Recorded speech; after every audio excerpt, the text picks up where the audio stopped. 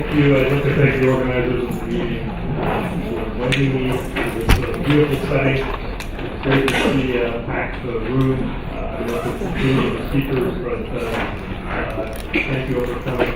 So today I'm going to talk about hair follicle stem cells and what we know about them in humans. As you all know, the hair follicle cycles continuously throughout your life. All hair follicles in the body undergo stages of growth, degeneration, rest, and regeneration. And we know that the anagen hair follicle has at least 8 different cell types that's arranged around the central hair shaft, inner root sheath, outer root sheath, and that these cells all are regenerating at the onset of anagen. The stem cells in the follicle are located in the bulge area, and this is the paper that, of course, made me hit the scene with showing that quiescent, slowly cycling cells are located in this bulge area where there are blood muscle inserts. These cells rarely proliferate, but at the onset of anagen, they proliferate and form a new lower follicle, which then generates the new hair. And this was work done in mice, and we know that in mice the anagen stage is about 2 weeks long. Even in a hippie mouse with long hair and an earring, the FGF5 receptor knockout mouse has an anagen stage of about 3 weeks. This is very different than the human, where the anagen follicle in the scalp can last for 6, 7, 8 years or longer. You have to be careful when you look at those pictures of people with very long hair that does show there's a Vietnamese guy that's also in the press alive. Those really are not, in my opinion, probably not extended anagen phases, but those hairs are actually just being, the telogen hairs are actually retained with the rest of the hair that's growing, sort of matted together. So it's hard to know whether that's really prolonging. At any rate, one of my early goals was to figure out whether the stem cells in the human anagen follicle were also in the bulge area. So in order to do this, we grafted human scalp onto SCID immunodeficient mice, and the hair can grow like this. I think this is worth spending 30 seconds on describing the experiment because I think it really shows you the complexity and the turnover in the human scalp of the cells. And basically, when you graft human scalp onto a mouse, just like in a hair transplant, the follicles all enter a dystrophic halogen and telogen stage. If you label the cells here by putting in a pump secreting BRDU slowly over time, any cell that proliferates when the follicle is going from telogen to anagen is labeled. You take out the pump, and the cells that rapidly proliferate dilute out the label over the next 4 months, but the cells that retain the label are the quiescent cell population. So this is a way of detecting very quiescent cells, and of course when we did this, we found, like this in the mouse, the human follicle also has an area where the rectus muscle inserts that has heavily labeled cells that took up the label 4 months ago and retained it. So the rapidly proliferating cells in the bulb and the lower follicle rooted out the label, but the keratinocytes here in this bulge area were much more quiescent. In the human fetal scalp, the bulge is much more prominent. This is the area that was described over 150 years ago by Una and others, and this area forms the bulge that we're talking about. There's an upper bulge that forms the sebaceous gland, and a third bulge that forms the apocrine gland in the humans in the axillary area. And sometimes in older human patients, you can see a prominent bulge where the rectus muscle inserts, but usually there's very little evidence of a bulge. But you can see morphologic differences between the small cells here with a high nuclear cytoplasmic ratio compared to the larger cells right below. And so early on we needed markers for these cells, and through some work by Stephen Lyle in my lab, he figured out that keratin 15 was a cytokeratin that was upregulated in the human bulb cells shown here, immunostain. And we use the keratin 15 promoter to drive green fluorescent protein so that we could then isolate the cells. And you can see that in the telogen skin of mouse, the bulb cells are fluorescing. This allows you to isolate them and test their proliferative capacity and their stem cell abilities. And so basically, by taking the skin of a telogen mouse, you can scrutinize the cells, separate them, put them through a cell sorter, fluorescent activated cell sorter, that allows you to select the cells expressing high levels of GFP. We also use alpha-6 integrin as a basal marker, and about 6% of the viable population is composed of these K15 high cells. So once they're isolated, then you have the ability to manipulate these cells, and there's two major assays that we use. One is called both of these are types of reconstitution assays. This is one where you take the cells, the adult stem cells, combine them with neonatal dermal cells, and simply inject them into the skin of a nude or a skid mouse. This is also called the patch assay. That's a term coined by Kurt Sten. And also, you can take the cells, combine them with neonatal cells, put them in a silicone chamber on the top in the skin of a nude or skid mouse. This was an assay developed by Ruka Licky in Steve Jesper's lab. And then in this assay, you get the hair to grow out of the skin. By crossing that GFP mouse onto a ROSA background, every cell in that mouse expresses RAC-Z. You can prove that the new hair follicles that form are derived from those adult hair follicle bulb cells. You can see the blue cells in all the layers of the hair follicle, as well as the sebaceous gland, and in this case, the cyst epithelium or epidermis. And Cedric Blantain showed that you can take these adult hair follicle bulb cells, culture them, put them in this kind of assay, and get a similar result. So I just wanted to show you a couple of slides of the chamber assays that we use. The chamber looks like this. After injecting the cells, about a week later, we remove this hacked portion, and you can see how the new hair follicles form. You can actually, we use this as a way of quantitating hair follicles that form, so this gives us an indication of the competence of the cells to make new hair follicles, and by actually quantitating the number of hair follicles, you get a sense of whether you can manipulate that number. So we've screened different compounds looking for compounds that may increase the number of hair follicles that are formed, and we've done it two major ways. You can culture the cells in a compound and then inject them in reconstitution assays, or you can add the compound to the cells when you inject them.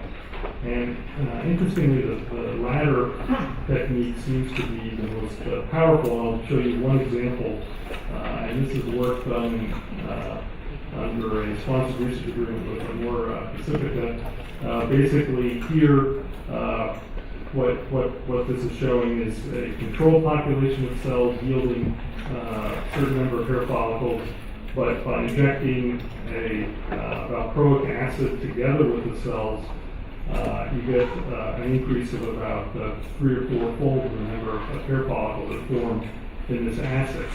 So this is one way of screening compounds that may increase the competence of these adult stem cells to make hair follicles.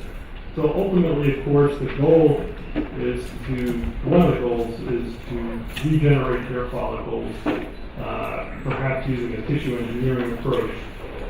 But by taking cells, for example, from the occiput, isolating adult hair follicle stem cells from here, expanding their number and culture, and again, defining the culture conditions where they're able to maintain those cells in a competent state is very critical. You can then either separate these cell populations into hair follicle stem cells and dermal inductive cells, and then you may consider adding melanocytes. And ultimately, these cells, because they're in culture, because they're amplified in the members, you should theoretically end up with more hair follicles than the donor area. And you may be able to do this by injecting directly into the scalp or designing two-dimensional scaffolds, which will allow you to implant these. So this is sort of the future of tissue engineering in the hair follicle, I think. Just to show you in vivo the importance of the stem cells in the follicle, we designed a mouse where we could kill the stem cells using a K15 thymine kinase gene. Here's thymine kinase being expressed here. We give the mouse encyclovir, and the bulb cells die in this mouse. Unfortunately, the mouse also dies because K15 is expressed in the gut of the mouse. So you have to transplant the skin onto this good mouse, then give the encyclovir, and in this case, the mouse loses its hair fairly quickly after killing off the stem cells, and you can see that you're left with an epidermis and a dermis, and these little areas here are actually dermal papilla that survive this process. But you can see that the hair follicles are truly dependent on the stem cells in the bulge. And this kind of may explain the difference between alopecia that's permanent or scarring, like lichen Cotsarelis, versus non-permanent or non-scarring types like alopecia areata, because in areata, the inflammation generally is in the bulge area. The stem cells are preserved by suppressing the immune system. You can get the follicles to regrow. Whereas in LPP and other forms of scarring alopecia, generally the inflammation involves the bulge and kills off the stem cells, preventing new hair from growing. So we were interested in looking precisely at human hair follicles for their stem cell components, and we used information from Mando Oyama, who was in John Vogel's lab at the NCI, where he dissected out human hair follicles with arrays, and when you compare the human bulge signature to the mouse, it's actually quite similar. There's a major difference in CD34 that I'll show you in a second, but both populations are CD200 high, K15 high, and also follistatin is a little bit different in the human versus the mouse. So when you look at CD34 expression, it's actually an excellent marker for mouse bulb cells. You can see here's the dermal papilla, secondary germ is not labeled. CD34 stains the bulb very nicely in the mouse. In the human, however, CD34 does not stain the bulb cells. These are K15 positive, CD34 negative. However, if you look at the Hammer follicle, CD34 does label the lower outer root sheath right below the bulge area, and there's even a little area of overlap where the cells are double positive. So keep that pattern in mind. So one of the earliest questions that we've been asked was whether stem cells are involved in androgenetic alopecia. And remember that Hamilton, when he coined the term androgenetic, he actually originally called it androchronogenetic. So you need time, you need androgens, and you need the genetics. And so with time, with aging, of course, androgenetic alopecia tends to progress. And so it is arguably a form of aging in susceptible individuals. And the problem here, of course, is that the follicle is miniaturized. You have drastically reduced length and diameter of the hair follicles. Here's a typical large terminal anagen hair. And then the miniaturized hair follicle actually has a bulb all the way up here where the erector polymuscle is. So drastic shortening of that follicle. And if you look by horizontal sections, you can see in the terminal follicle, nice big hair shaft, and the miniaturized follicle. Most of the loss of volume actually occurs in the hair shaft. You can see the inner root sheath and outer root sheath are also smaller, but the largest volume loss is in the shaft. And if you do liver pain cell studies on terminal versus double follicles, we knew early on that those tiny miniaturized follicles are actually loaded with liver pain cells shown here. They also have a very nice K15 positive stem cell population. Here's a little hair shaft again. And we really wanted to quantitate the differences between bald and non-bald scalp and individuals undergoing hair transplantation. Luis Garza, who's now at Hopkins, did this work where he basically took scalp from the back, the occiput, and also from the balding areas on top, and using K15 expression, he wanted to show the K15 was a good marker for stem cells, and we knew from work from Howard Green's lab in the 80s and 90s that keratinocyte size correlates with their stem cell nature. So the smaller keratinocytes had the highest level of proliferative potential.